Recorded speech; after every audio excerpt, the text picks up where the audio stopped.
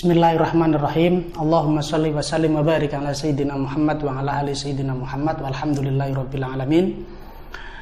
Para pemirsa dimanapun Anda berada, dalam kitab Al-Arba'in An-Nawawiyah hadis yang ke-7 Al-Haditsus Sabi itu disebutkan bahwa ketika Kanjeng Nabi bersabda ad-dinu an-nasihatu, kemudian para sahabat itu bertanya liman, Kanjeng Nabi menjawab lillahi wali kitabihi wali rasulihi wali a'immatil muslimin, untuk Allah atau terhadap kitab-kitabnya Allah, pada utusannya Allah, dan juga a'immatil muslimin.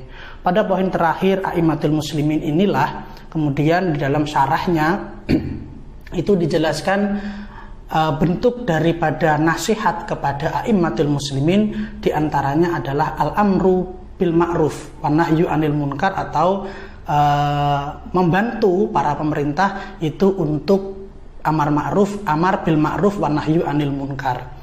Cuman permasalahannya kemudian banyak di antara kita itu yang salah memaknai amar ma'ruf nahi munkar ini dipukul rata. Artinya sama antara amar ma'ruf nahi munkar kepada orang biasa dan amar ma'ruf nahi munkar kepada para pemimpin. Padahal yang diajarkan ulama-ulama kita terdahulu itu berbeda. Di antara hal menarik ini, kemarin tanggal 16-17 Desember itu dilaksanakan pelantikan Persada Nusantara atau Persada Nusantara DPW Jawa Timur. Di akhir pleno itu mereka, Persatuan Dosen Agama Islam Nusantara DPW Jawa Timur itu melakukan atau membentuk atau membuat sebuah sikap bersama tentang konsep amar ma'ruf nahi munkar kepada penguasa. Ini menarik dan ini perlu saya sampaikan agar kita setidaknya punya rujukan ketika kita itu melakukan amar bil ma'ruf wa nahyu anil munkar kepada para penguasa kita. Ada 7 poin akan saya bacakan secara pelan-pelan. Ya, poin pertama, sikap bersama ini tentang konsep amar ma'ruf nahi munkar kepada penguasa. Poin pertama, Ahlus Sunnah wal Jamaah membangun hubungan antara ulama dan umat Islam dengan pemerintah dalam konsep loyal opposition.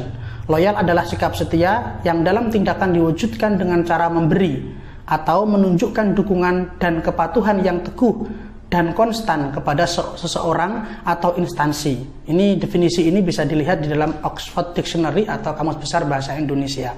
Sedangkan yang dimaksud dengan opposition adalah oposisi dari ulama dan umat Islam dalam dunia keaswajaan. Tak harus melalui jalur politik praktis. Oposisi terhadap pemerintah diatur dalam konsep nasihat pada penguasa dan amar ma'ruf nahi munkar. Poin kedua, loyal pada pemerintah yang sah adalah sebuah kelaziman yang membedakan antara Ahlus Sunnah wal Jamaah dengan Khawarij atau Neo Khawarij. Loyalitas ini dijelaskan dalam beberapa hadis, antara lain pertama hadis riwayat Abdullah bin Umar, alal mar'il al muslimi asam wa ta'ah fi ma ahabba wa kariha illa ayyu'mara bi maksiatin fa in umira bi maksiatin fala sam'a wala ta'ata. Sahih Muslim hadis nomor 1469.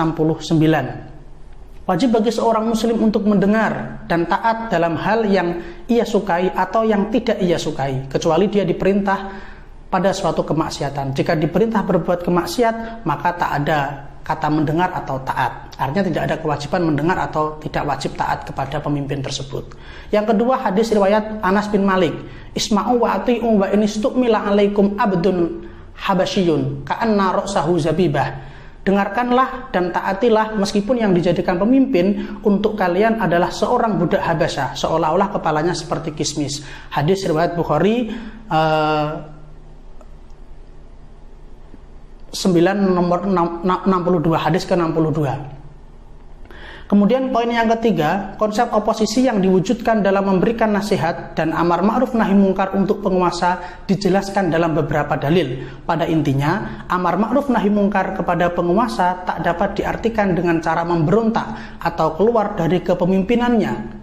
Dalil tentang larangan keluar dari pemimpin yang sah itu lebih diutamakan daripada dalil yang masih bersifat umum tentang amar ma'ruf nahi munkar. Saya ulangi lagi, dalil tentang larangan keluar dari pemimpin yang sah itu lebih diutamakan daripada dalil yang masih bersifat umum tentang amar ma'ruf nahi munkar.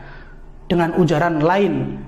Nahi mungkar kepada penguasa tak dapat diartikan dengan cara memberontak.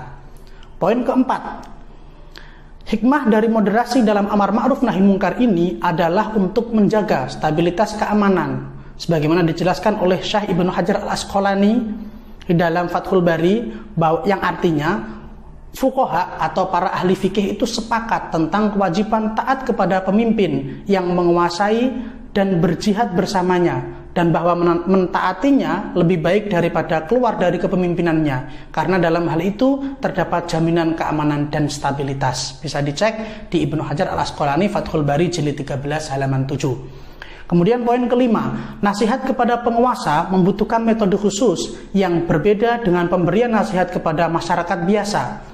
Rasulullah bersabda, yang artinya atau sabdanya, man arada ayyan soha lisultanin bi amrin fala yubdilahu alaniyatan walakin liyakhudh biyadihi fayakhlu bihi wa in qabila minhu fadzaka wa illa kana qad addalladzi alaihi lahu, rawahu Ahmad.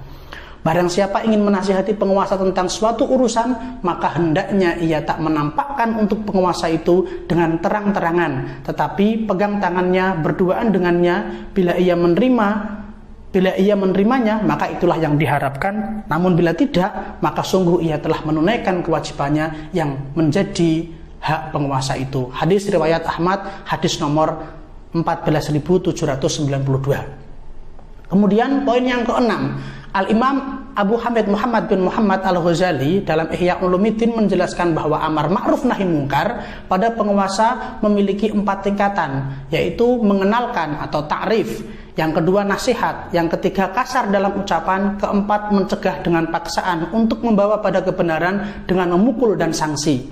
Menurut Ahlus Sunnah wal Jamaah, amar ma'ruf nahi mungkar kepada penguasa yang diperbolehkan adalah 2 cara pertama, yaitu mengenalkan dan nasihat. Imam Al-Ghazali kemudian menjelaskan, yang artinya ini bisa ditemukan dalam kitab Ihya Ulumuddin, wal jaizu min jumlati dzalika ma'asalatin arutbatani al-ulayani.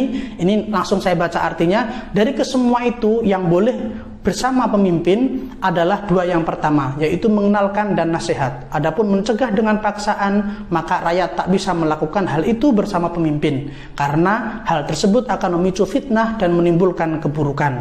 Akhirnya dampak negatifnya lebih besar. Adapun kasar dalam ucapan dengan mengatakan wahai si zalim misalnya, wahai orang yang tak takut kepada Allah misalnya, atau yang lainnya, maka dirinci. Tafsir yang pertama, jika dapat menimbulkan fitnah yang keburukannya berdampak pada orang lain, maka tentu tidak boleh. Namun jika ia tak mengkhawatirkan dampak itu kecuali hanya mengenai dirinya, maka boleh, bahkan dianjurkan.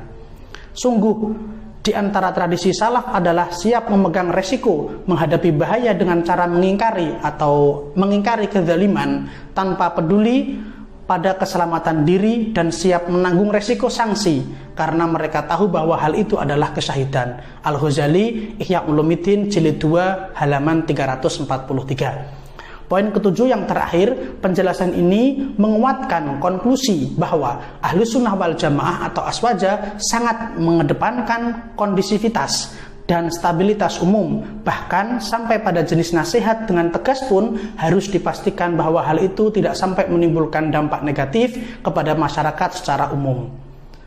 Sikap bersama ini ditulis dan dikukuhkan di Pondok Pesantren Nurul Qadim, Paiton, Probolinggo, 16-17 Desember 2020. Ketua Umum DPW Persada Jawa Timur, Persada Nusantara Jawa Timur, Ketua Umum Yusuf Soeharto MPDI ditandatangani, dan Sekretaris Ibu Hajah Siti Inayatul Faizah SAG MSI MEI. Sekian pembacaan sikap bersama Persada Nusantara Persatuan Dosen Agama Islam Nusantara Dewan Pimpinan Wilayah Jawa Timur yang dirangkai dengan pelantikan beberapa waktu yang lalu. Terima kasih. Wassalamualaikum warahmatullahi wabarakatuh.